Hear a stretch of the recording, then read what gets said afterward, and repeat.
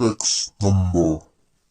नोंथांमोना मोनथिखागौ दि साननैसो सिगां पुष्पा मुभिया रिलिज जानानै थांबाय आरो जबरदस्त आउटस्टेन्डिं रेकर्ड खालामनानै गालांबाय। मोनसे बाथ्रा नोंथांमोना मोनथिया जानो हागौ दि मुभिनि शुटिं गेजेराव पुलिसफोरा दसे सम हेंथा होफैदोंमोन, जायखौ पुलिसफोरा लाल चन्दन थारैनो सानदोंमोन। बे शुटिंखौ केरल हाग्रायाव बानायनाय जादोंमोन, जेराव नकलि दंफांखौ कालार फुननानै शुटिं खालामबाय दंमोन, जायखौ इन्डियान पुलिसआ नुहैनानै कनफार्म खालामनो थाखाय दसे सम शुटिंखौ दोनथ'नानै रायलायनो गोनां जादोंमोन। Text number.